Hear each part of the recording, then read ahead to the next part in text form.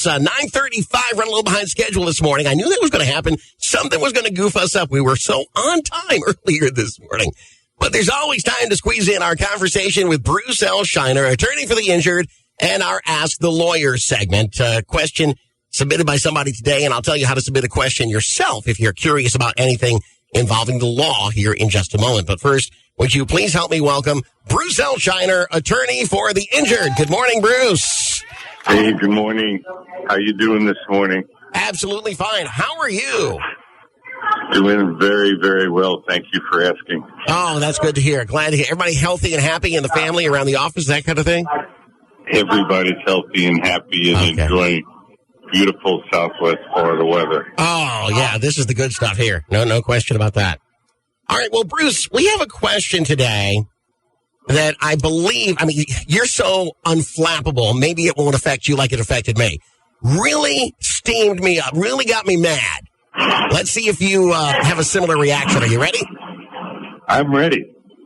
Okay, it says the following in the email. My wife was shopping at a local supermarket when she went down one of the aisles. She slipped on a slippery substance that was on the floor. The fall caused her to break her hip and wrist. She will have to have surgery on both her hip and wrist. The manager came over and stated that he had told one of his employees to clean up the mess 15 minutes ago.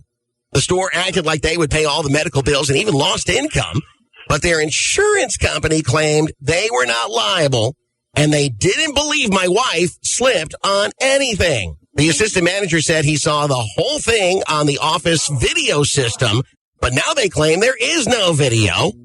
An employee friend said he heard one of the bosses talking about making the video disappear. That's what frosted me. Can a lawyer help us, or is it too late if we've already spoken to the insurance company? Good question. And is there anything that can be done if they destroy evidence? Another excellent question. Bruce, what do you make of this? Well, this is an excellent question, and it's an example why any time that you have an injury due to someone else's negligence, the first thing you should do is call a personal injury lawyer. Right. And the reason I say that is because there's a principle in law called spoliation. Okay. And spoliation means don't spoilate the evidence. Okay. So when something happens, the first thing you do is you call a competent personal injury lawyer that has their own investigators. Mm-hmm. And that investigator will find out if there is any smoking gun, so to speak, like video evidence, or any other evidence that would document the incident. Right. So in this case, we know there was a video. Mm-hmm. So if they, for instance, had called my office, we would immediately send them what's called a spoliation letter. Mm-hmm. And if they got rid of the smoking gun video, mm-hmm. there's a instruction that a court gives the jury that kind of gives the plaintiff a presumption of there being negligence because they got rid of the evidence after being put on notice not to do that. I see. Okay, so it's actually sort of punitive against them if that's proved that they did that. Well, it's not punitive because they're willfully destroying evidence. Right.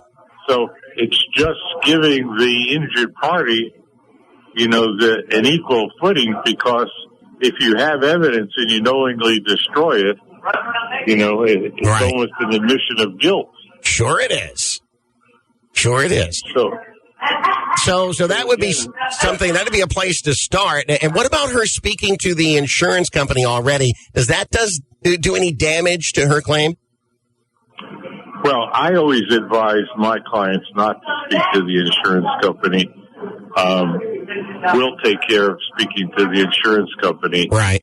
So, but unless she said something that went against her interest, it doesn't make any difference that she did speak to the insurance company. I see.